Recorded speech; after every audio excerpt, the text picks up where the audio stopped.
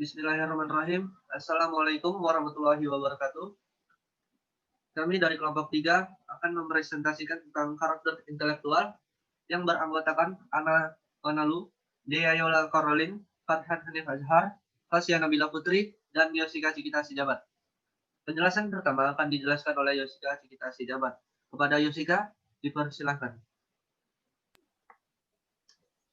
Baik, terima kasih atas kesempatannya. Di sini saya akan menjelaskan bagian yang pertama, yaitu karakter dan karakter intelektual. Karakter adalah cara pandang kita mengenai seseorang. Misalnya, mengenai cara berpikir, bertingkah laku, berucap dalam kehidupan sehari-hari. Dengan begitu, kita akan mengetahui watak atau akhlak seseorang. Misalnya, di kelas ekonomi, kita bertemu dengan teman-teman yang baru. Kita belum tahu sifat asli, perilaku asli, atau cara-cara kehidupan mereka sebelum mengenal, kita saling mengenal. Nah, di sini, di hari-hari kita bertemu, kita akan lebih mengenal lebih dekat. Dan kalau kita melakukan hal atau berucap yang tidak pas atau kurang menghargai seseorang, maka itu dikenal dengan kita berperilaku yang tidak baik dan berucap atau bertingkah laku kurang baik. Dan karakter intelektual adalah sifat manusia yang terlihat dalam kemampuan memahami hubungan secara kompleks dan berpikir secara abstrak atau mampu menyesuaikan diri dalam menghadapi suatu masalah. Terima kasih. Selanjutnya akan dilanjutkan oleh teman saya, Fasya. Baik, saya akan menjelaskan tentang intellectual humility atau rendah hati. Next. Di sini kita bisa mempelajari bahwa menyadari keterbatasan pengetahuan. Artinya gini, kita sadar bahwa kita itu manusia yang punya keterbatasan dalam pengetahuan. Sehingga kita merasa masih banyak hal yang belum kita ketahui gitu. Lalu tidak menyatakan hal yang di luar saya ketahui. Maksudnya kayak kita tidak merasa yang paling tahu segala hal, atau gampangnya tidak so tahu. Lalu selanjutnya bukan berarti lemah ataupun terlalu penurut, tidak sombong, ini udah pastilah ya. Bisa jadi ada yang salah dengan pemikiran saya, sehingga saya harus mencari tahu informasi yang lain dari sumber yang lebih terpercaya. Contoh untuk intellectual humility atau rendah hati, misalkan kita bangga atas apa yang udah kita capai. Nah, tapi tuh tetap pengen jadi yang lebih baik lagi ke depannya.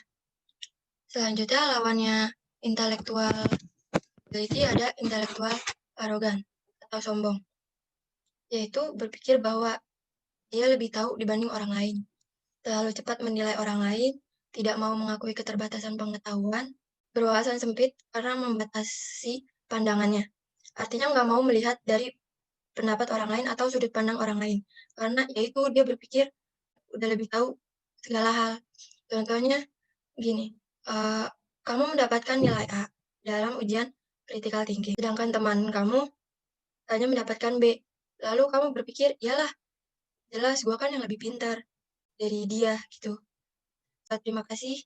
Selanjutnya akan dijelaskan oleh Dea. Baik, di sini saya akan menjelaskan tentang intellectual courage atau berani. Yang pertama, berani menyatakan pendapat yang berbeda dengan orang lain.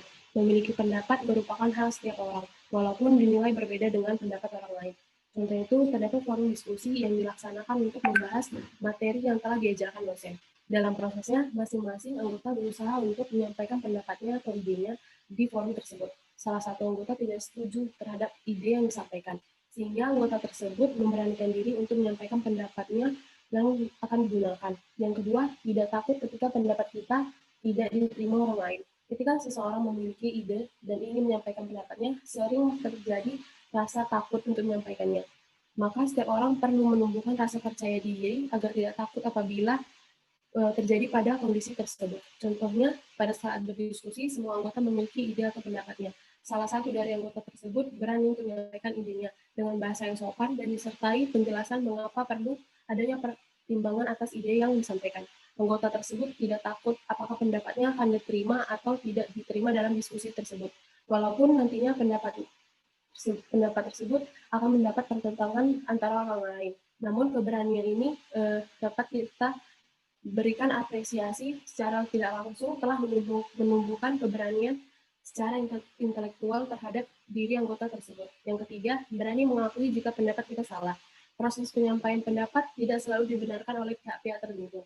Ada kalanya pendapat kita dinilai salah. Orang yang memiliki intelektual akan bersedia menerima dan mengakui bahwa pendapat yang telah disampaikan belum tentu benar. Contohnya itu, setiap kita menyampaikan pendapat, ada tentunya banyak menimbulkan pro dan kontra terhadap ide atau pendapat yang kita sampaikan. Salah satu dari kita yang mendengar ide atau pendapat kita langsung mengambil alih dan menjelaskan bahwa ide dan pendapat kita itu belum bisa diterima. Tentunya orang tersebut menjelaskan mengapa ide atau pendapat kita tersebut tidak bisa diterima. Akhirnya kita menerima dan mengakui bahwa penjelasan dari orang tersebut masih terlalu banyak celah dan kekurangan, sehingga ide atau pendapat tersebut akan lebih baik tidak direalisasikan. Yang kedua, intellectual cowardice atau penakut.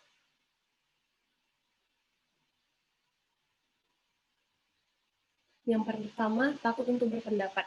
Takut untuk berpendapat merupakan perasaan tidak nyaman saat ingin menyampaikan pendapat di depan banyak orang. Hal ini disebabkan oleh faktor diri sendiri dan lingkungan yang terlibat, sehingga menimbulkan ketakutan. Contohnya itu, pada saat pelajaran berlangsung, dosen menginstruksikan agar mahasiswanya lebih aktif dalam sesi presentasi dan tanya jawab di dalam kelas.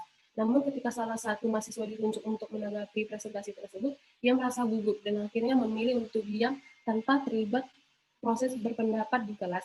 Yang kedua, takut jika idenya bertentangan atau ditolak orang lain. Salah satu faktor penyebab takut berpendapat adalah berpikir bahwa idenya nanti itu akan bertentangan atau bertolak oleh orang lain, sehingga dapat menghambat pengembangan dirinya.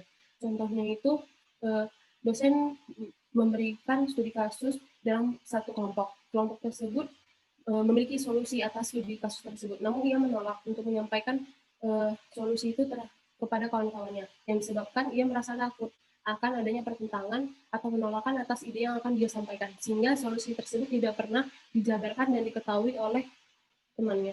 Yang ketiga, tidak berpendapat karena takut tidak diterima. Orang yang merasa takut bahwa pendapatnya tidak akan diterima oleh orang lain sering kita temui di lingkungan sekitar kita. Perlu adanya dorongan atau motivasi agar setiap orang percaya diri dan siap menerima konsekuensi atas apa yang dia katakan, sehingga proses pengembangan intelektual dalam diri seseorang dimulai baik. Contohnya itu terdapat diskusi pada salah satu forum diskusi yang mewajibkan anggota kelompoknya menyumbangkan pemikiran atau idenya. Namun ketika diskusi berlangsung, salah satu anggota kelompok hanya mengikuti dan menyetujui ide-ide yang disampaikan oleh rekan-rekannya atau anggotanya. Anggota tersebut merasa bahwa ide yang disampaikan, jika anggota tersebut menyampaikan idenya, dia merasa bahwa idenya itu nanti tidak diterima oleh anggota lainnya. Padahal dia belum mencoba dan tidak tahu gimana pendapat dari teman-temannya. Yang keempat, menganggap perbedaan pendapat sama dengan membangkang. Orang yang tidak memiliki persamaan pendapat sering dinilai membangkang atau menyalahi aturan. Perlu adanya pengertian bahwa hal-hal yang dinilai berbeda belum tentu berakhir buruk, asalkan kita memiliki alasan yang logis dan berdasarkan fakta. Terima kasih. Penjelasan selanjutnya akan dijelaskan oleh teman saya, Ana Manawi. Baik, saya akan menjelaskan tentang intellectual perseverance versus intellectual laziness. Intellectual perseverance atau yang disebut dengan kegigihan. Yang pertama, pantang menyerah. Pantang menyerah yang dimaksud di sini adalah sikap yang tidak akan mudah menyerah dengan tantangan atau rintangan yang ada. Yang kedua, menggunakan prinsip rasional meskipun berhadapan dengan kesulitan, rintangan, frustasi. Yang dimaksud di sini prinsip yang rasional itu dia mempunyai tujuan untuk memecahkan masalah dia tersebut. Contohnya, seseorang anak mengikuti suatu ujian. Dia sudah gagal berkali-kali, namun dia tidak akan putus asa walaupun dia gagal. Dia akan tetap mengikuti ujian kedua kalinya untuk mencapai tujuan dia tertentu. Yang kedua, intellectual laziness atau disebut dengan alasan. Yang pertama, cepat menyerah ketika menghadapi masalah. Yang kedua, memiliki toleransi yang rendah saat berhadapan dengan frustasi atau rasa sakit saat berpikir.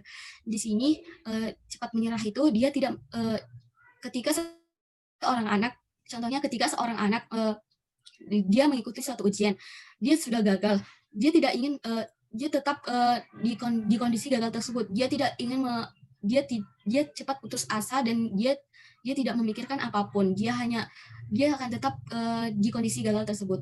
Topik selanjutnya akan dibahas oleh Farhan. Baik, saya saya akan menjelaskan tentang intellectual empathy dan intellectual self-centeredness. Intellectual empathy itu kemampuan untuk memahami apa yang dirasakan orang lain dan juga membayangkan diri kita sendiri berada di posisi orang tersebut. Empati itu memiliki peran penting dalam membangun hubungan antara sesama manusia. Jadi seperti halnya contoh empati itu memikirkan kepedulian orang lain. Maksudnya kita